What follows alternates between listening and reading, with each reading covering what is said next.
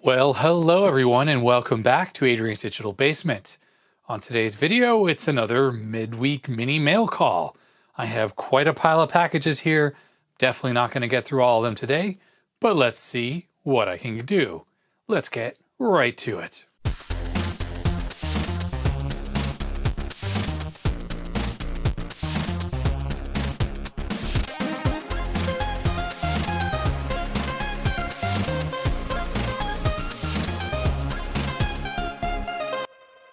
Okay, so I'm going to try a new format today using the desk here to open the packages, and then I'll bring them over to the workbench and film up close, taking a closer look at it. It's kind of how Dave Jones on EEV blog does it, so I'm definitely copying him. Thanks, Dave, for the good format on your mail call videos. Something else, you may notice this TV sitting here. This is actually a trash found Toshiba 20-inch flat screen CRT that I found recently. The TV had been rained on, but otherwise works perfectly, once of course I let it dry out. And what I really like about this particular TV is that it has S-video, composite, two composite inputs, and a component input. Here in the US, we don't have SCART, so we don't have RGB inputs, but component is pretty close in quality to RGB, and I actually have an RGB to component converter that I had bought a few years ago off eBay. You send in analog RGB along with horizontal and vertical sync, and you get out the component video signals. If you guys would like to see more about this TV and the little RGB converter in a future video, let me know in the comment section below. I could show off how this works maybe with the Mister, which I have sitting up here on top of the TV. The Mister FPGA device allows you to emulate game consoles, computers, and stuff like that. This is what I've been using on this TV. Anyhow, okay, let's get to opening packages. I was smart this time and actually labeled packages with the date I received them. So when I have so many that have been accumulating for several weeks, I'm able to tell which one I need to open first, which is the oldest. So the first package I have is from Gabriel in Borden, Ontario, which is in Canada.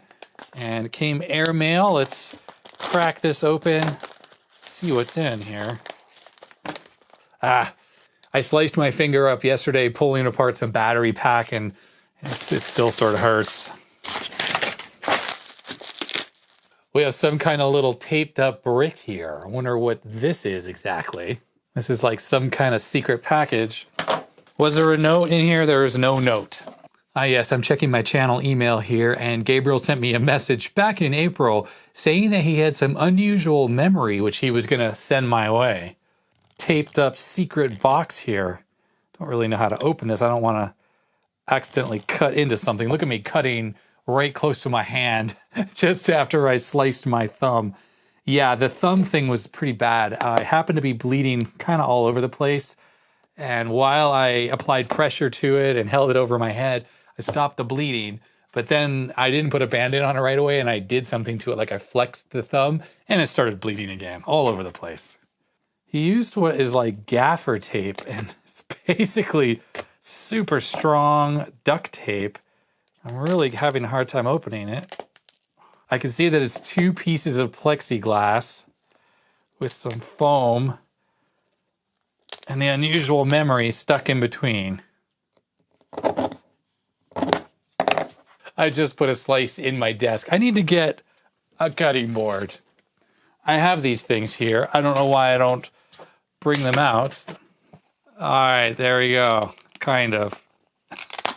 So yeah, it was two pieces of plexiglass or clear perspex, and it was duct taped together. And look, it's more of that black duct tape. Okay, so here's the memory module, and it's interesting. Let's take a closer look on the bench. All right, so first I want to apologize about the Band-Aid situation on my finger. I got to keep this on here because if I take it off, I might have a bleeding episode, and then you guys don't want to see that. So it looks kind of gross with all the tape hanging off, and that's just because I've been working all day, and anyways. Okay, so this is the memory module that Gabriel sent me. It just looks so strange. Now, it does look like a 30-pin SIM. It says 1, and then it says 30 there. So is this a normal module that I could use in a regular computer, like say in a Macintosh or something? Now, from my understanding, this memory, which is labeled IBM 9314, so does that mean 14th week of 1993? It probably does, right? I've seen pictures of inside IBM PS2s before, and it had similar memory modules, or, it had larger cards that had these chips on it. But I just don't really understand the packaging. Not to mention, there are only 4 chips on here. I mean, what does that mean? Why is there a space for a 5th chip? Would this be a parity chip that's not installed? Now, these are through-hole, even though they look like they're maybe surface mount. The pins are sticking through. Now, here is a standard 30-pin memory module. And I gotta say, the interface, like where it connects to the computer, looks exactly the same. I think that this is going to be compatible, at least electrically. I don't know if the pinout's the same, but the physical connection's the same. It has a notch on the left, and then these 2 guide holes here, which are hooks that hold the memory module into the slot. And then we have 30 pins as well. And if we look at the back side, those connections are the same on both sides of the boards. There are vias on every single pin. So every pin you see here is actually the same connection on both sides, front and back.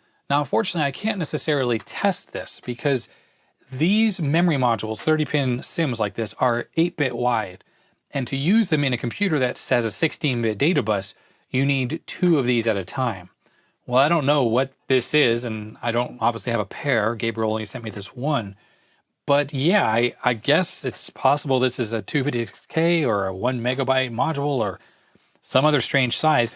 Well, if you happen to have any idea of what this might be, and you see there's a FRU there, which is an IBM part number, 1497256. If you know what this is, let me know. It says install in J9-B or J10-D only. So yeah, if you have any ideas, put your comments and your suggestions in the comment section below. For now, this is just going to be an oddity, and I'll keep this. Maybe I'll stick it up on my shelf where I put other cool stuff, because this just looks so unusual. I'm here in the man cave, and I have some shelves with some stuff on display. So you'll see stuff that you've seen in recent videos, and you'll see things you've probably never seen. So here's the joystick interface that Phil from the UK sent me, and I have a Commodore C16 back here. Here is this awesome C64 replica board that Rob sent me. In fact, both of them are here. I'm intending to actually frame these. The red one is behind it.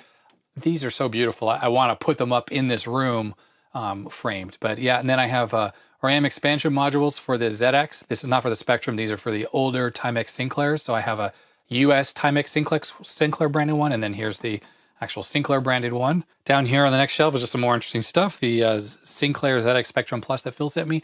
I have my TRS-80 Model 1 here, which does fully work, and I have the expansion module and the monitor and stuff for it. But I think it just looks like a cool computer, so I keep it here on the shelf. I have a little selection of C64 cartridges, a couple hard drives that are open so I can see what's inside. And down on the next shelf, we have some other interesting stuff. Here's an Atari portfolio. Here is Radio Shack microcomputer. This actually runs BASIC.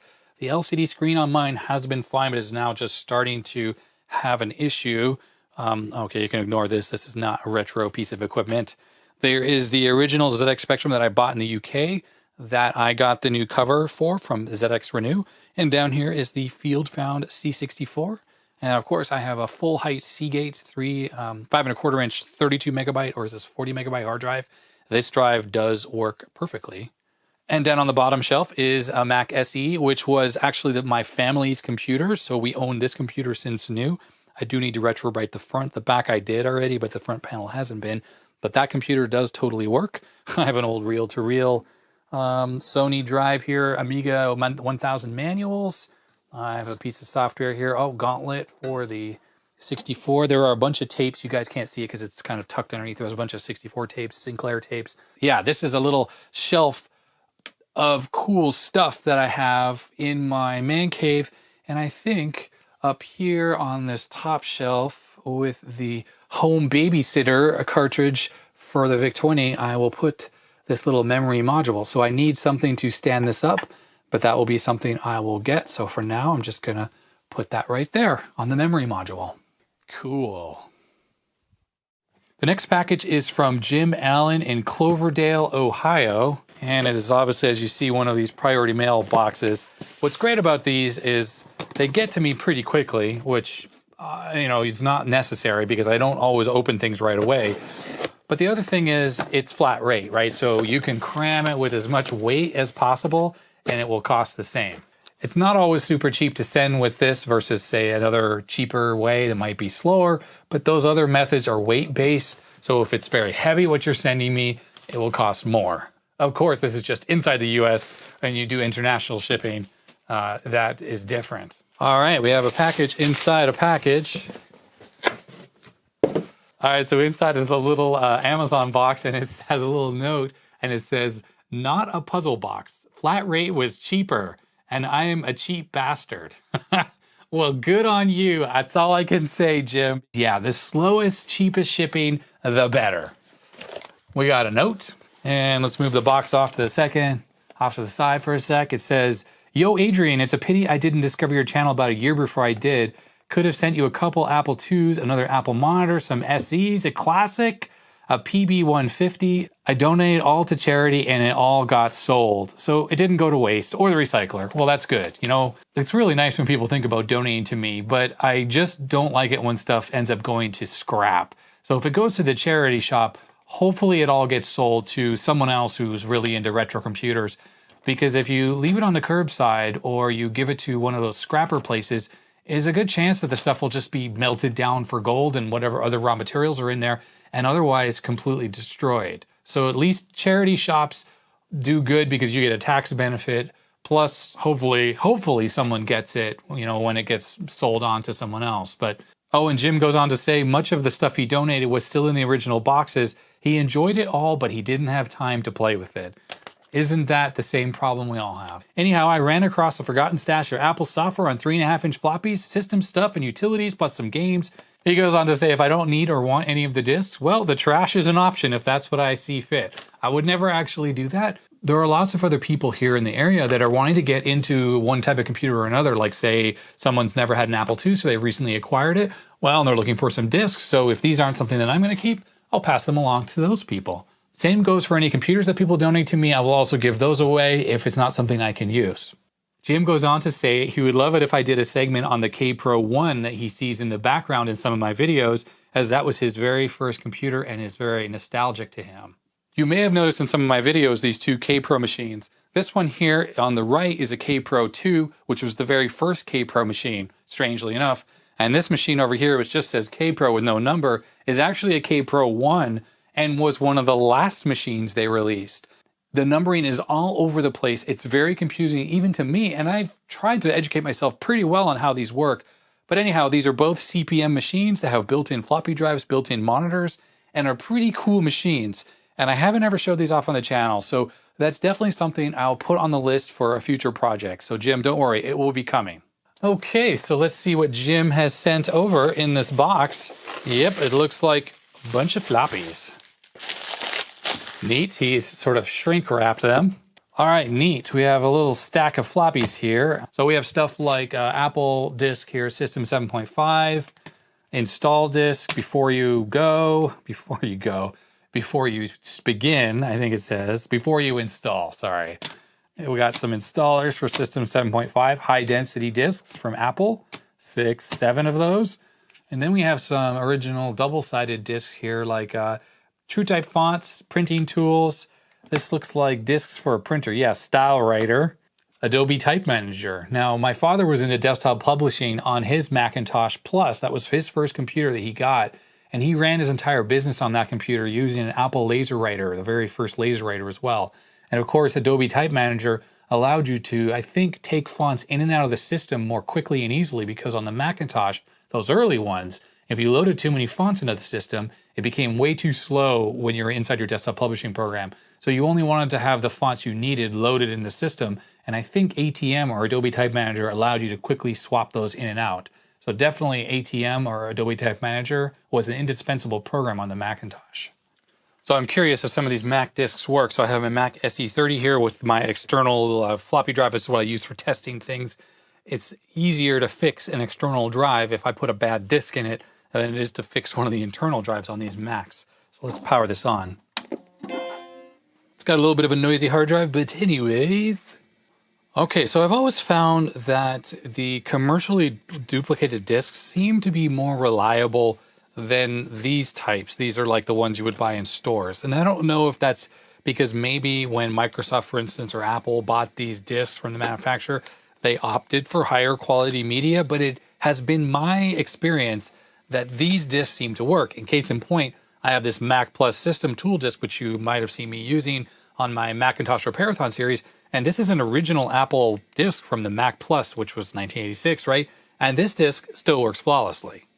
So I'm just curious if any of these discs work. So let's try this 800K Microsoft Word disk and see if this comes up. And yes, there it is. It says install. Now, of course, there might be a disk error on here. And if I keep these as originals, which I'll probably do for this Microsoft Word disk, I won't know for sure that it's bad unless I image the entire disk or actually go ahead and install Microsoft Word. What is this, version 5.1? Now, it's been my experience that high-density disks like these System 7.5 install disks are less reliable than double-density or 800K or 720K on PCs are. And my theory is, and you guys can put comments and correct me if I'm wrong, is that by the time we were buying these colorful high-density disks, this was near the end of the life of floppy disks. These had gotten very cheap. You could buy boxes of 10s for, whatever, very, very low amounts of money. Remember, they had boxes of like 50 you could buy pretty cheaply. And I think because of that, they were just cheaply made. So the glue that was holding this metal ring onto the media would fail. Also, the media itself just wasn't as high quality. Not to mention, you're cramming twice as much information onto these high-density disks than on these double-density disks. So that might have something to do with it. But I think really part of it is, and I'm holding up a high-density, but here's a double-density disk. My theory is that when these were out, double-density disks originally, they were pretty expensive. You might be spending a couple bucks a pop. So a box of 10 might be $20, $30 for 10 disks. And by the time these high densities were common, we weren't spending that kind of money. And I just think the cost reduction meant a reduction in quality. Now, that still goes without saying that I bet you these System 7.5 disks might still be working, because I always found these commercial disks seem to be more reliable, but your mileage may vary, and magnetic media is sensitive to how it's stored. So if it's stored in a very damp and hot and cold environment, you can get mold on disks. You can have all sorts of damage to them caused by that, degradation caused by the environment. So if it's stored in an office, in a temperature controlled place its entire life, humidity controlled, it's probably going to more likely work no matter what kind of disk it is. But I've gone through large amounts of high density disks, blank ones or stuff that had crap I didn't care about. I formatted them all, and I found a lot of them were bad. And meanwhile, when I go through double density disks and I do the same process, I find that most, if not all, work. Let's quickly check out these disks here that were handwritten. So System 4.7 or 47, what exactly is this? Well, it came up and it says System 47 folder, README. What the heck is this? What's System 47? This screensaver will display Star Trek LCARS interface on your screen. All right, so I guess that's what System 47 is. And there is nothing on here but README files.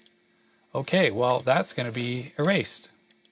Let's check out Galactic Empire, which I assume is a game of some kind.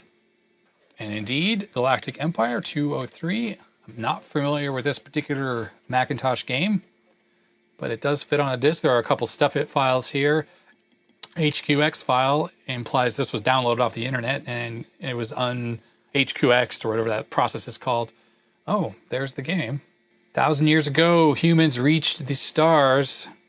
Oh, wow, this looks like kind of a Star Trek type game.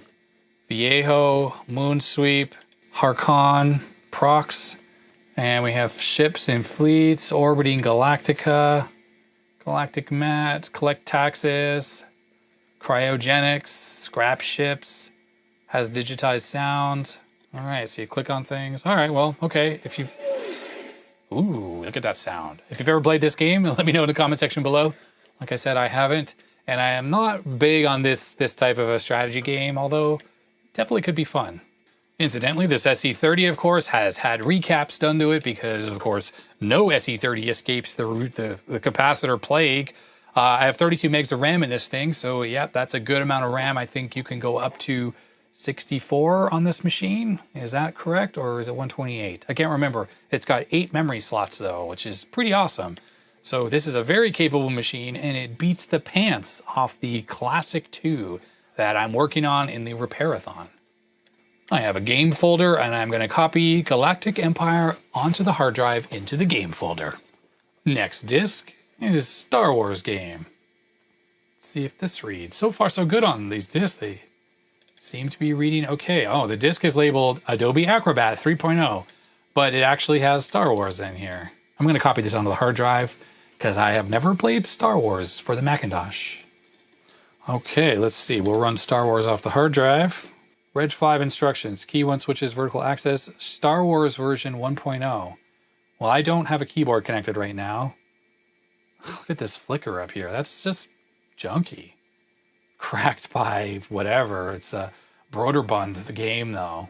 Oh, this is the classic Star Wars game that's on pretty much everything at the time. Of course, it's mouse controlled, so that's pretty cool. Hey, this is not bad. It's pretty fast. Okay, well, I'm running this on an SE30, which, you know, compared to, say, a Commodore 64, this machine costs thousands and thousands of dollars compared to the 64. So yeah, I'm going to expect really good performance. Although I have to say there's no sound. Oh, and great, I can't quit out of this because without a keyboard, I can't get to the menu. Shoot the TIE fighters. Well, how about I just kill myself by... Nah, okay, I think I died. Game over. The flickering on the vector graphics, it just is not a good look. Really, not a good look. I mean, maybe they're doing that on purpose, but... Okay, here we go. Quit. There we go. Neat. Okay, cool. 2 neat games. All right, the next disk that looks interesting is zip programs. Let's see what's on here. Maybe there's some cool utilities or something that I haven't known about. Yeah, okay, so zip programs must imply zip drive, which I do have a SCSI zip drive, so I have the utilities, though. These are pretty easily available. The tools probably allow you to format and validate zip disks, but I have a copy of this stuff already, so nothing particularly useful here. I don't know why I thought zip tools, maybe. Zip tools for Zip and Jazz, version 5. There are no iOmega drives present, or the driver is not loaded. Well, yes, I don't have it plugged in right now. Actually, I want to check out Ethernet and see what's on this disk. It's a double density Sony disk. It just simply says Ethernet. Oh, phase 2. Okay, well, I don't have Ethernet on this machine or on any of my Macs. In fact, actually, some networking stuff for the Mac would be something I'd really love to get my hands on. I have some, I think I have like one phone net adapter. It plugs in the back of the computer into what would be the AppleTalk port, which is what, RS488 networking, but it uses phone wires, and I have one. And if I had 2, I could hook up 2 Macs together and create a little AppleTalk network and actually share files. But I wouldn't mind an Ethernet adapter for my Mac 2CI, so I could actually get stuff on and off of that a little bit easier. Right now, I'm having to resort to either floppy disks, high-density ones that I copy from my PC, or the zip drive. This lab computer here actually has a zip drive in it, IDE one that I got somewhere, I don't know. And this machine's old, right? It's has PCI slots and IDE on the motherboard. So this does work because the zip drive plugged into the Mac is actually able to read the PC formatted disks, but it's still a bit of a pain in the butt to get stuff back and forth. So it would be really cool if I had Ethernet because I could just use FTP, for instance, to transfer files really easily. But so there we go. Thanks very much, Jim, for sending this along to me. I always can use more disks. So these like printer disks, for instance, these are going to be formatted if these are still good. And these ones that you have sent me that are your own labeling, I will be reusing those. And then the stuff that's like this, Microsoft Word, and this original copy of System 7, I'll be keeping this in my box of original disks. Sweet. Thanks. Incidentally, I wanted to show you guys how I bulk format disks. I use a PC that has a 3.5-inch disk drive in this case, but this program works on 5.25-inch.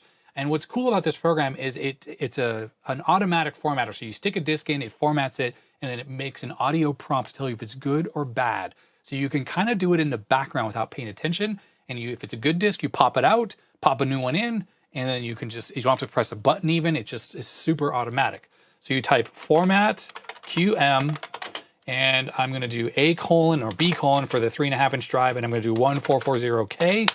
Maybe if I type the program correctly, format QM, and it is a shareware program, so it wants you to pay $12.50 or something like that, but it allows me to work anyways, and the program is ready to go. And you might see here, it just says insert blank disk. You do not even have to push a key. You push escape to exit though. And I'm using this PC here, so I have a pile of these disks I want to format. So like this one that Jim sent me. And if you look here, the floppy drive LED is on, and that's because it is looking for a blank disk. So you just pop it in. And right away, this says bad disk discard. And you heard it made that doo-doo sound.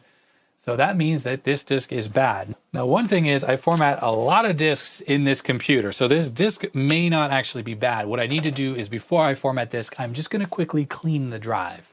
So I'll use my cleaning disk here, put a little of the fluid on there, and we'll go to the B colon and let that sort of clean those heads. Because I'm always using that particular drive for formatting, that has this side effect of getting the heads kind of gunked up and crappy like that. All right, fail. Okay, let's do FormatQM again. It's from 1992. Here we go. I will put this disk back in again. Do make sure that it is not write protected before you stick it in.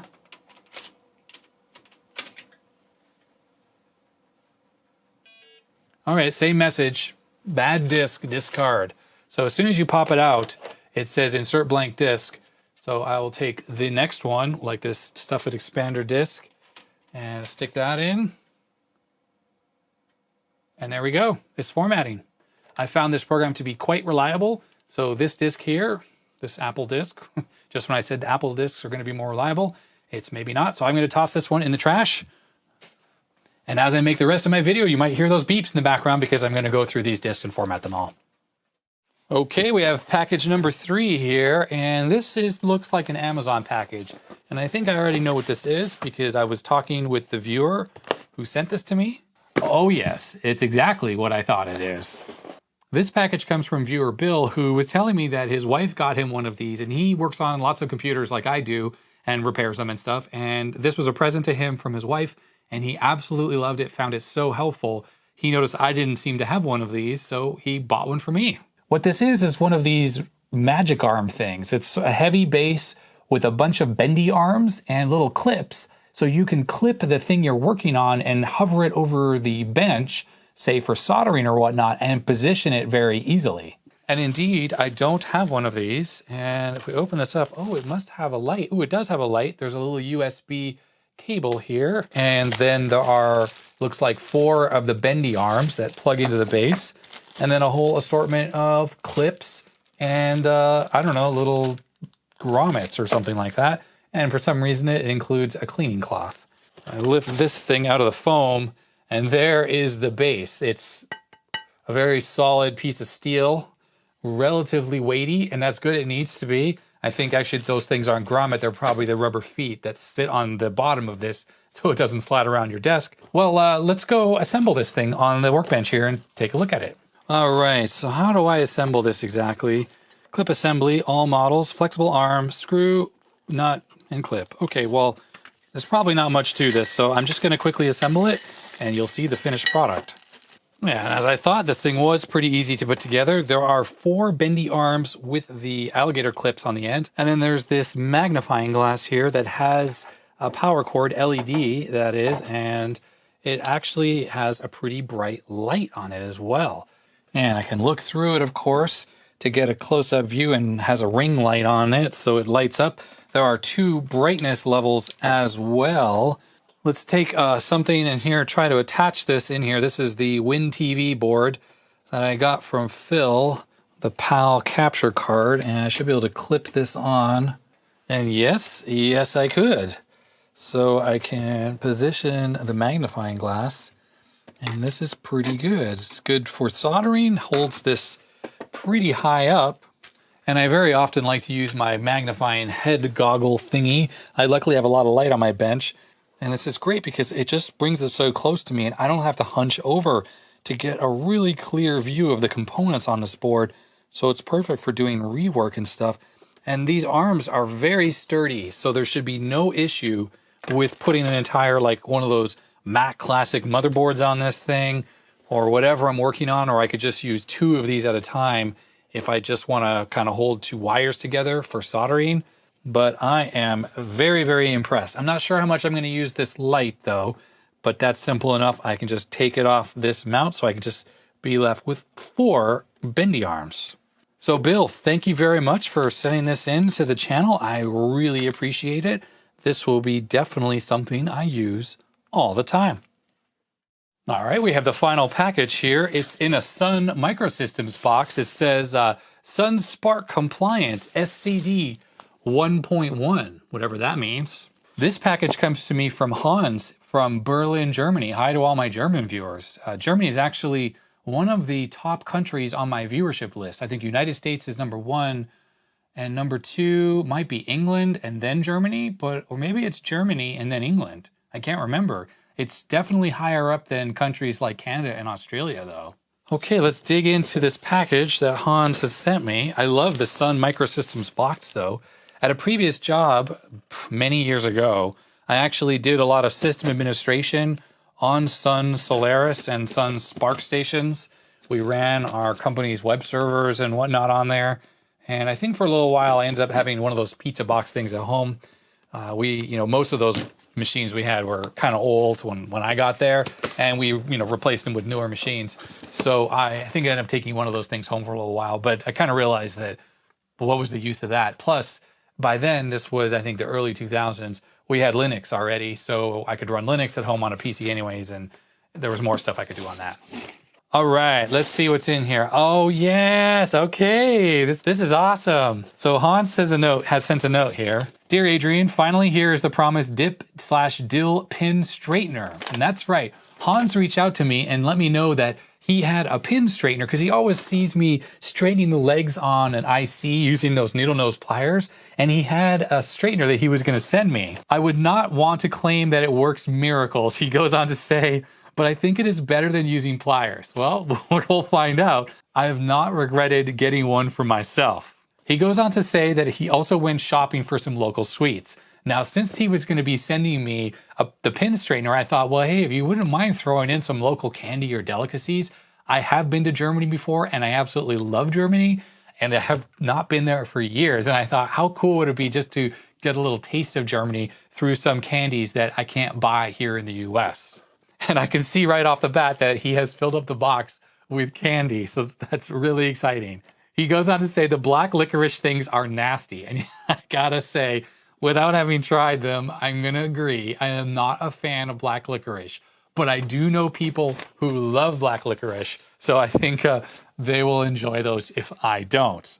But he says the rest of the candy should go well. I hope there is something in it for you. And he goes on to say, as he wrote in his emails, my videos are a great inspiration for me. In particular, I've finally gotten over the hump of learning a little bit of KiCad or KiCad. I don't really know how to pronounce it.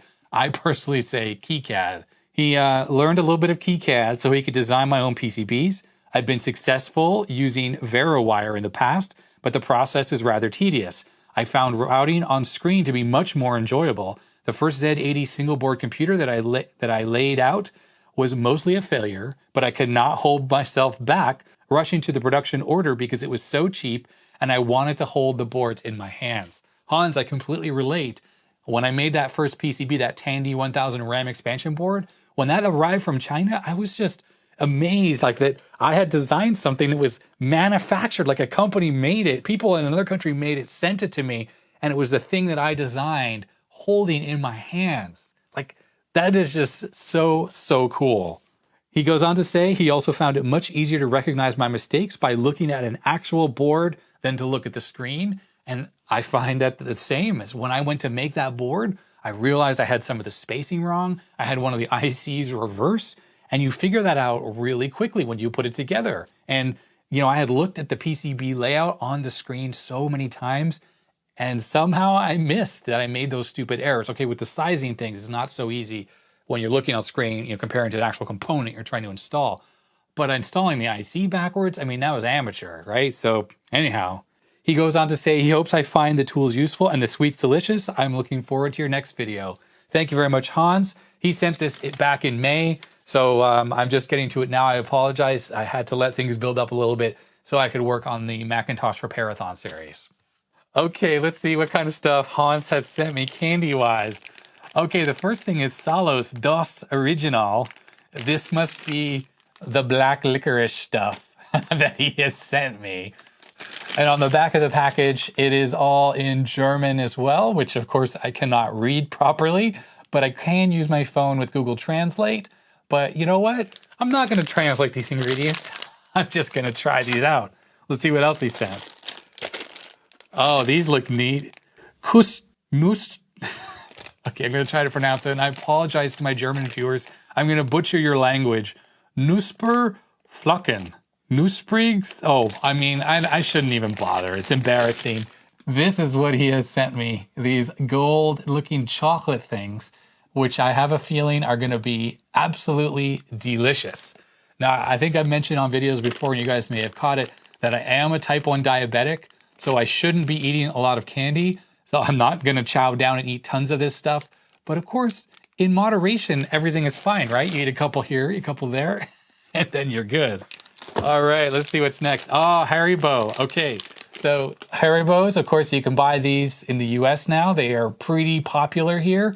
I don't know what country these originate out of, Haribo.com. You know, in the old days when I was growing up, you definitely could not buy these, or at least I never saw these as a kid or in Canada. But they're pretty easy to find now pretty much everywhere. When I'm in Europe, I noticed that they have a good selection of Haribos, probably a little bit more than we have here or some slight variances. But the selection in the US really seems to be expanding. I think people are really taking a liking to these, and I generally love them.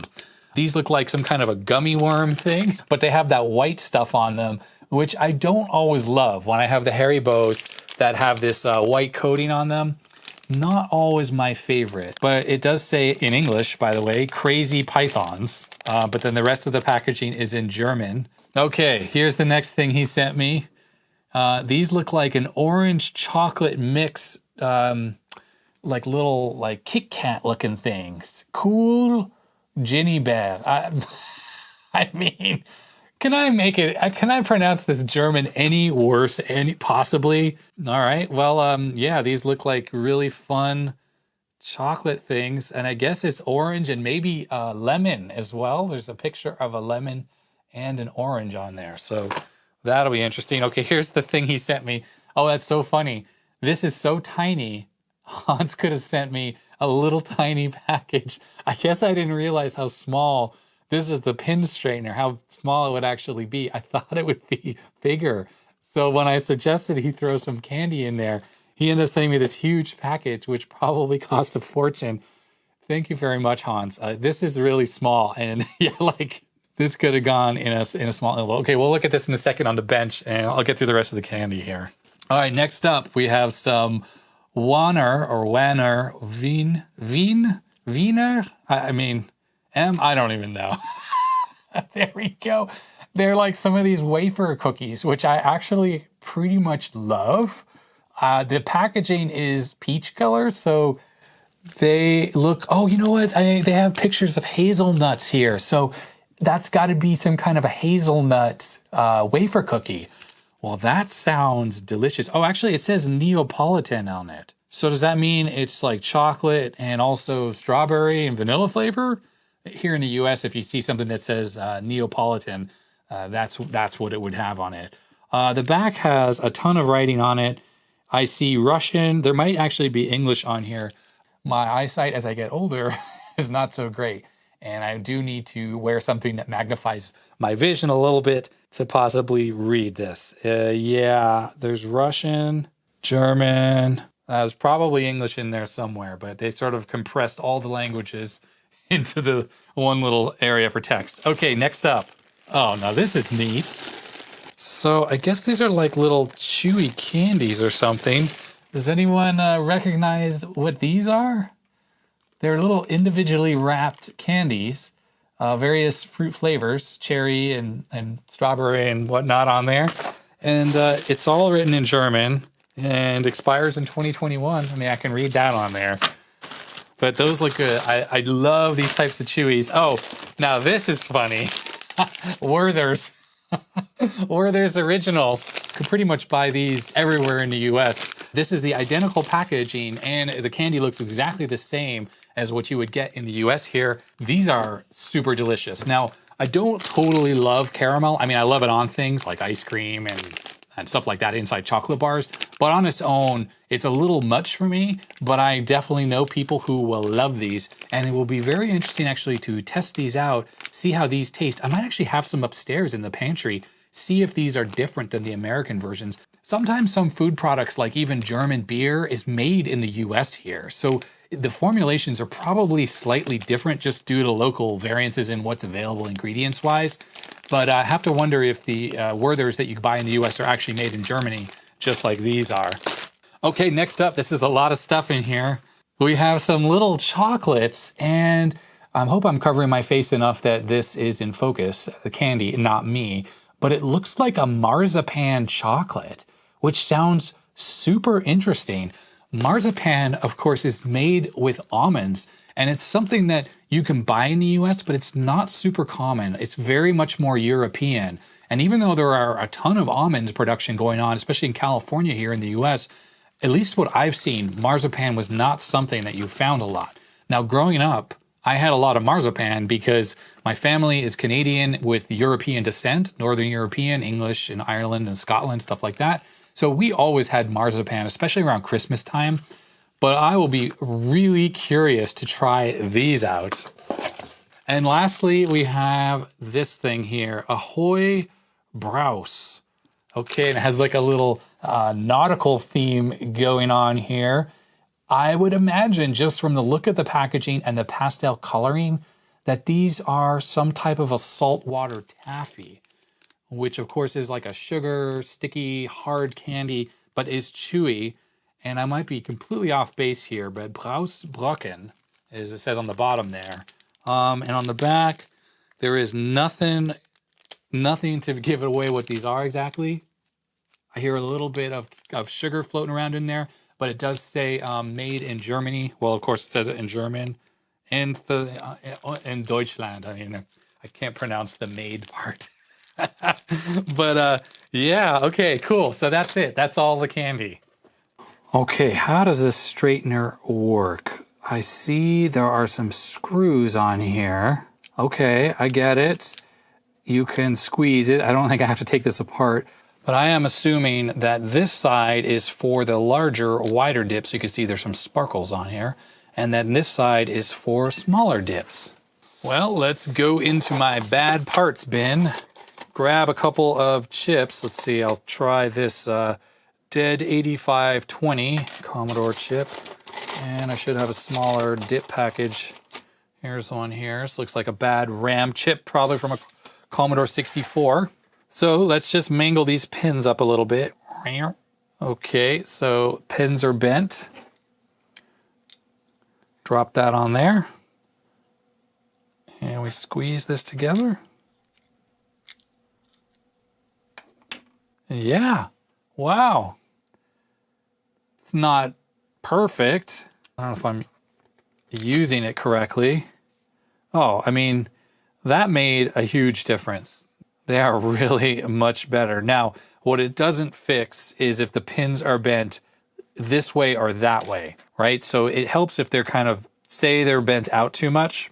Like, for instance, say you just get a brand new chip from the factory. Now I've exaggerated. These are bent way out, but if we flip this over and we put that in there like so, push that down, and I squeeze this together, that should straighten those pins out. And yes, it absolutely does. Hopefully you guys can see that in the camera, but those were all bent out. And now I'm assuming the bend that they're in, the configuration they're in now, is good for inserting into a socket. Hans, you can probably give me tips on the best way to use this, but that made a big difference.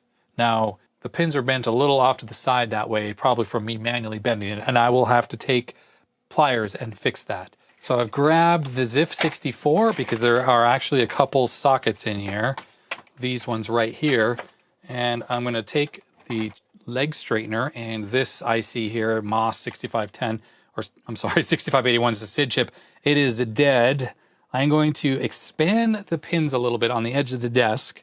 So this would be kind of more like how it might be when you get the chip from the factory. So this is going to be too wide to fit into these sockets. Let me pop one of these ROM chips out of here. So yes, if I try to insert this SID chip into here now, Okay, well, besides the fact that there are too many pins, it's definitely too wide to go in there. It just does not go in easily. So we're going to grab this. I'm going to pop that on there. I'll squeeze to get those pins, hopefully into the correct bend for this socket. And look at that. It's in. That is quite exciting because with these types of sockets, with these round pins, it can be hard to get the pins in and out of that. In fact, I'm going to take this ROM chip that I just took out of there, and I'm going to put that in the straightener. I'll straighten those and see if this just goes in there nice and easily. There we are, it's in. Always pop that out again. Make sure I didn't bend any pins, and I did not. Unfortunately, the legs on this ROM chip have been cut short, so they do not stay in very well in these sockets. But so this thing is a winner, and I see it's filled with glitter inside, so that's even better. So thank you very much, Hans. Thumbs up to the pin straightener. I really appreciate it. I'm going to ask Hans for a link on where you can buy these, and if he's able to provide that to me, I will put that in the description below, so check that out if you're looking to buy one of these yourself. I know you probably came to my channel for retro technology and fixing stuff and not a bunch of candy, but sorry, you know what? I love a little bit of varied content, and I'm going to open this stuff up right now, and I'm going to test this stuff out on camera with you guys. For some reason, there were some sparkles inside the box because I now seem to have sparkles on my hands, and I noticed it was on the letter that Hans has sent as well. Okay, I've opened everything up, and I think I'm going to start with the black licorice candy, which was the Salos Dos Original, or Das Original. And these are individually wrapped, and they look like they're chocolate, maybe. I don't think so. Oh no, I can smell the licorice or the anise flavor. Okay, here we go.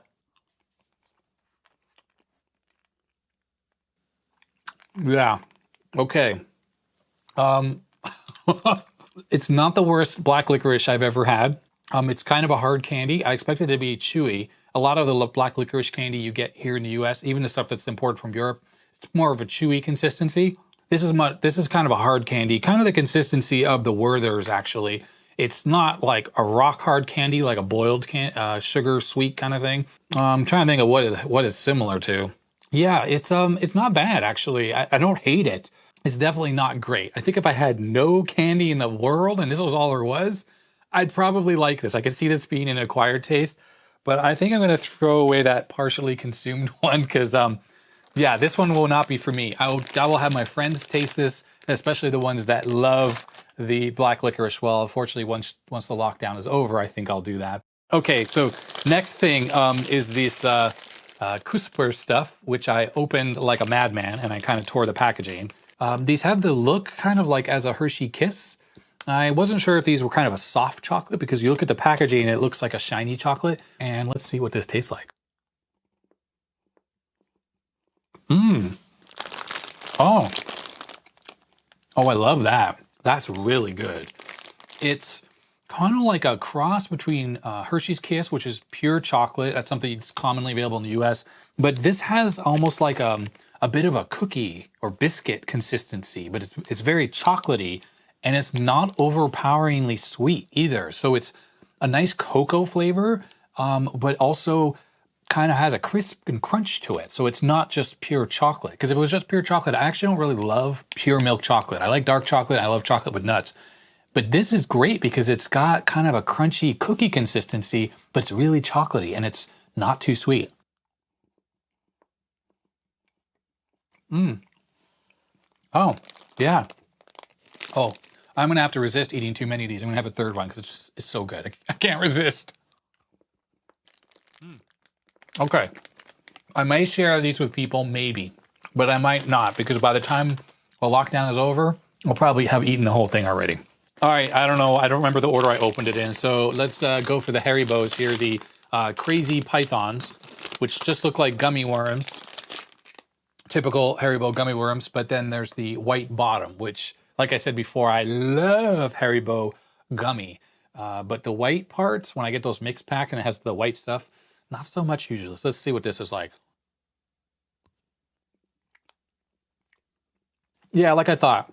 I don't know what the white stuff is that Haribo puts on in their bags, It's not super sweet. It kind of has a gritty texture to it a little bit. I love gummy bears. I love gummy worms. Twin snakes. That's like kind of sour and sweet. Same, has like two things connected. Love that stuff. This combo, not so much. Although I can tell that the brown, this is like a brown color worm. This is the cola flavor, which is like the little cola bottles from Haribo. I love those things. So yeah, I love that taste. And then the white is just weird. I'm not over the moon, but I have to say it's still Haribo, which means I'll still eat the whole bag. It'll just take me longer than if it was a normal bag. Like if it was just the gummy worms, it wouldn't last super long around me. I'd be taking extra insulin all the time to compensate for the sugar.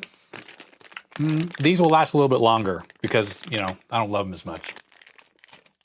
All right, I'm going to drink a little bit of this to cleanse the palate, so to speak. Not really. I should probably drink some water to do that better, but whatever. I'm going to put the stuff that I don't really like up here at the front of the bench, like the black licorice candy, and I'll put the stuff that I really like over here, close proximity to my left hand, so I can snack as necessary. I'm probably going on way too long on all this candy stuff, so I apologize. But you can always check the description below. I will put links to jump right to the sections of looking at stuff. So like looking at the pin straightener, so you can skip right over this stuff. All right, next up, I'm going to try these wafer cookies, which looks say Neapolitan on them, right? And it looks like they have hazelnut. So there's a little pull string here for opening the package. Making a mess here, a lot of crumbs.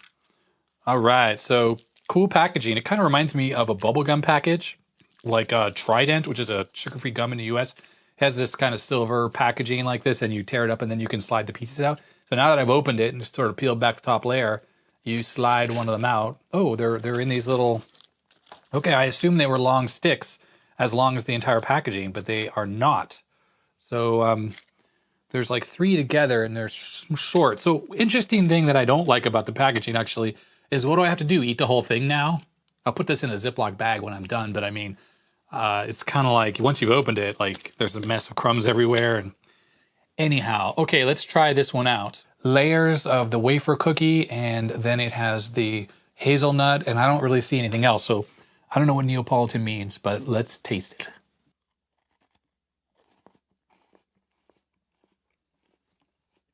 Yeah, I like that. It's really good. It's quite sweet. It's got a lot of sweetness to it. Definitely the brown tastes like hazelnut, like kind of like Nutella a little bit.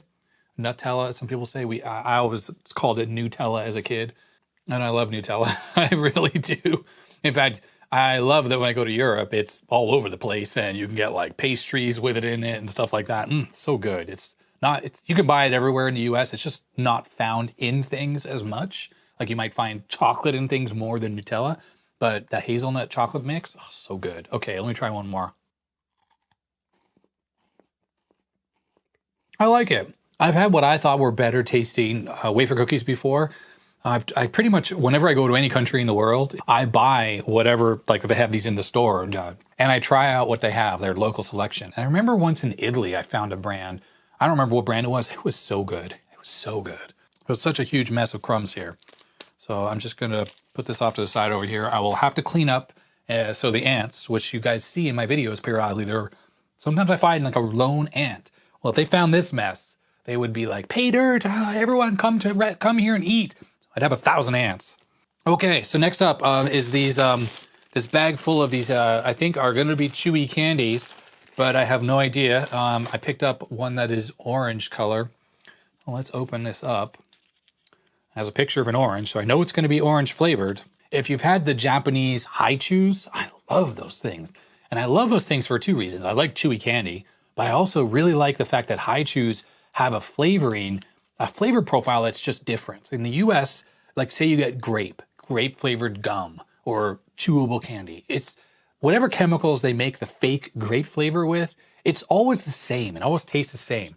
Now the grape in the high chew is like a Japanese grape flavor, and it is so different and so delicious. Like it really tastes like Concord grapes to me. Okay, so I've opened this up, and the candy itself is white color, but from what I can feel in my fingers, it has the consistency of Starburst. So if you've had Starburst in the US, it has that same kind of hard but squishy consistency. Oh, it smells like orange as well. Yeah, it smells nice. It smells like a good orange candy. And I like that it's not colored, actually, because, I mean, honestly, why does Starburst orange flavor need to be orange color? Like, how stupid. It's fake orange flavor. You don't need to have a color. Let's try this out. I like that.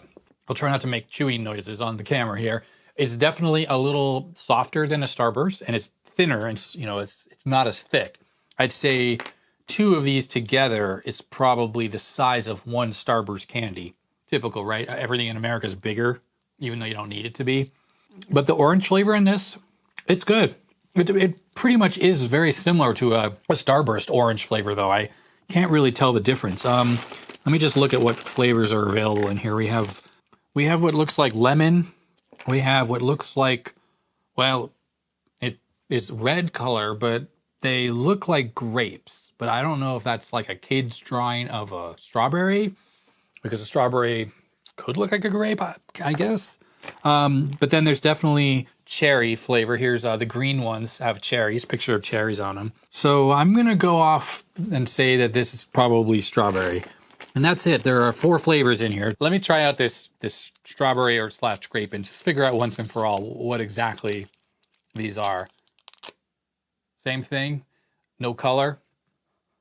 Oh, it smells. I can't really tell from the smell what this is. So it's like a fruity flavor. Yeah. Okay. So even chewing it, can't really tell. I can't really tell what it is. I really can't tell what that is. It's either grape or strawberry, and to be honest, could be either. So yeah, I like those. I like those. They're kind of like Starburst. I don't totally love Starburst, and I probably feel the same about these. They're good, and in case I get low blood sugar, I can eat these. The one thing about them is they're pretty highly acidic, just because there's a lot of citric acid in there, kind of give you a little bit of the pucker factor. If there's too much of that, it kind of makes my mouth a little, I don't know, feel not so great. Okay, I'm jumping around a hit. I'm going to switch to these candies here, which I think are chocolate-covered marzipan. I open the box, and these look very fancy. They're individually wrapped inside the box here. And, you know what? They smell like they have alcohol in them, actually. Kind of like those fancy chocolates you have. And the weird thing is, I love alcohol. I love drinking. But I don't like alcohol in chocolate, actually. There's, very nicely wrapped. And a little chocolate mini thingy, and it's squishy. Yeah, and it smells like it's kind of a dark chocolate. So let's bite into this. It's exactly what I thought it was. And it's marzipan inside chocolate. And I kind of like it. The marzipan is not that sweet. It's like if you take almonds and you mash them and blend them. I don't know what you do exactly to maybe add a little oil to it. It forms kind of like a putty. And that's what the interior of these are. Yeah, okay, I like that. Marzipan is something that I think a lot of people are going to hate. Some people are going to feel about it, and some people are going to love it. I don't love it like, oh, this is the best thing ever, but I also definitely don't hate it, and I feel more than just ambivalent about it. I do like it. So I will definitely eat these as well. I won't go through an entire box. It's not something I like as much as, say, chocolate with whole almonds inside. That to me is that much better. But these are more delicate. They're very airy and easy to eat. So it's not like chewing down on some hard nuts inside chocolate. But yeah, chocolate and nuts. Some people hate that. I love that. And this is like a weird kind of hybrid of that where the nuts have that consistency of the chocolate pretty much. Okay, the next one are the orange and chocolate candy here. Orange, lemon, and chocolate. And I can't pronounce the German. I apologize about that. But this, oh, I can hear crumbs moving around inside. There's a huge mess on the desk here. Oh, neat. Okay. So the packaging is cool. It's sort of like a double decker of these little miniature chocolate covered cookies, I guess. And there are 2 layers of them. And let's just try this first one that I grabbed. Whoa. Okay. That was not what I expected. Oh boy. Oh my God. Whoa. Okay. All right. Well. All right. I'm struggling a little bit. And you know why? Because I expected the filling to be solid, but it's actually a liquid filling. So even though these have the textured appearance of what could be maybe a miniature cat or a Twix or something, like a chocolate bar, you might know. No, these are actually completely liquid inside. So when you bite into it, a really intense orange flavor like erupted from the candy, and it had a lot of citric acid in it. So it was sweet and sour at the same time. And it was like, whoa, I completely didn't expect that. I gotta say, it was a cool experience though. It's something I have not had before. I don't think I've ever tried anything like this in the US that they sell. I don't know. I'm going to try another one here. That's amazing that these haven't leaked. These have been through the mail, like in airplanes. I don't know what. They're not melted. There's no liquid in here. This is amazing. Okay, next one.